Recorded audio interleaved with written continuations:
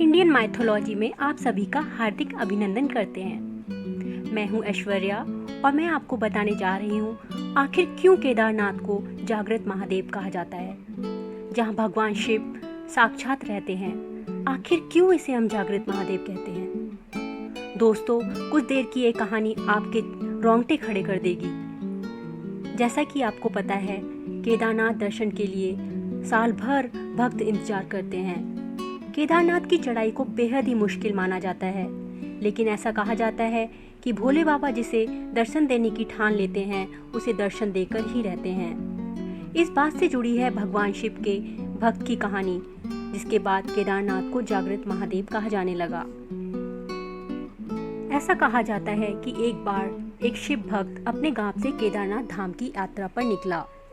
पहले यातायात की सुविधाएं तो थी नहीं, वह पैदल ही निकल पड़ा। रास्ते में जो भी मिलता उसे केदारनाथ का मार्ग पूछ लेता और मन में भगवान शिव का ध्यान करता रहता। चलते चलते उसको महीने बीत गए। आखिरकार वह एक दिन केदार धाम पहुंच ही गया। केदारनाथ में मंदिर के द्वार 6 महीने खुलते हैं और 6 महीने बंद रहते हैं। वह उस समय पहुंचा जब मंदिर के द्वार बंद हो रहे थे। मंदिर के पंडित को उसने बताया वह बहुत दूर से महीनों की यात्रा करके आया है।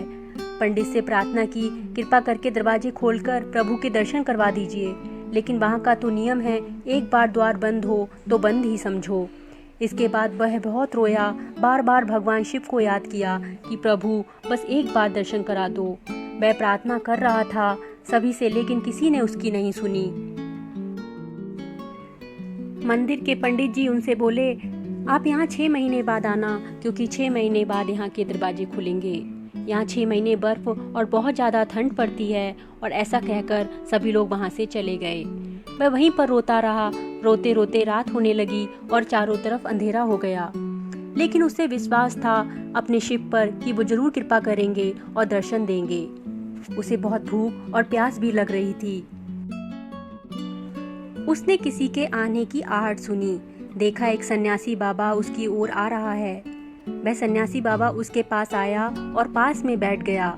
सन्यासी बाबा ने उससे पूछा, बेटा कहाँ से आए हो? उसने सारा हाल सुना दिया और बोला, मेरा यहाँ पे आना व्यर्थ हो गया बाबा जी। बाबा जी ने उसे समझाया और खाने के लिए खाना भी दिया। फिर बहुत देर तक बाबा उससे बातें करते रहे। बाबा जी को उस पर दया आ गई। वह बोले, बेटा मुझे लगता है सुबह मंदिर जरूर खुलेगा, तुम दर्शन जरूर करोगे। बातों बातों में इस भक्त को ना जाने कब नींद आ गई। सूर्य के मध्यम प्रकाश के साथ भक्त की आंख खुली।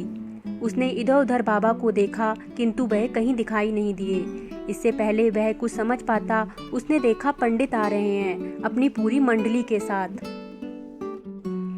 उसने पंडित जी को प्रणाम किया और बोला, कल तो आपने कहा था मंदिर 6 महीने बाद खुलेगा, इस बीच कोई नहीं आएगा यहाँ, लेकिन आप तो सुबह ही आ गए।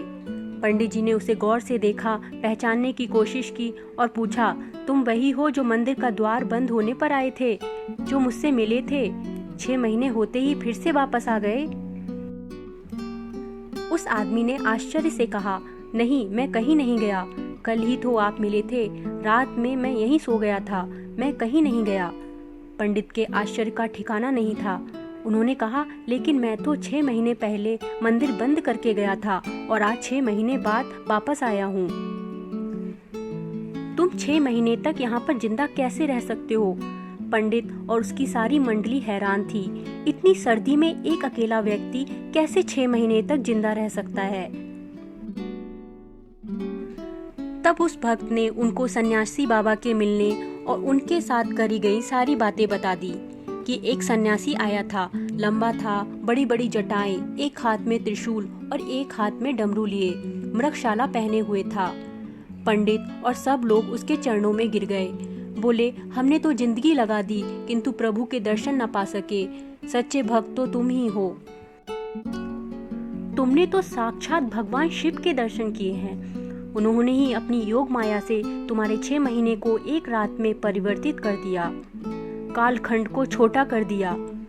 यह सब तुम्हारे पवित्र मन और तुम्हारे विश्वास के कारण ही हुआ है। हम आपकी भक्ति को प्रणाम करते हैं। दोस्तों, इसीलिए केदारनाथ को जागृत महादेव के नाम से जाना जाता है। दोस्तों, इस कहानी से हमें शिक्षा मिलती है कि भगवान को भजना है तो सच्चे मन से ही भजिए। झूठा दिखावा करने से कोई फायदा नहीं। सच्चे मन से भगवान जरूर मिलते हैं। और वैसे भी भगवान शिव को हमारे धर्म के अनुसार सबसे जल्दी प्रसन्न होने वाला भगवान कहा जाता है, इसलिए उन्हें भोलेनाथ कहा जाता है, क्योंकि वो किसी की भी सच्ची करुणा जरूर सुनते हैं। तो प्रेम से बोलिए हर हर महादेव, हर हर महादेव, ओम नमः शिवाय। दोस्तों, अगर आपको हमारा वीडियो पसंद आया है तो उसे शेयर करना ना भूलिए और ऐसे ही धार्मिक वीडियो को देखने के लिए हमारे चैनल को सब्सक्राइब करना ना भूलिए। ओम नमः शिवाय।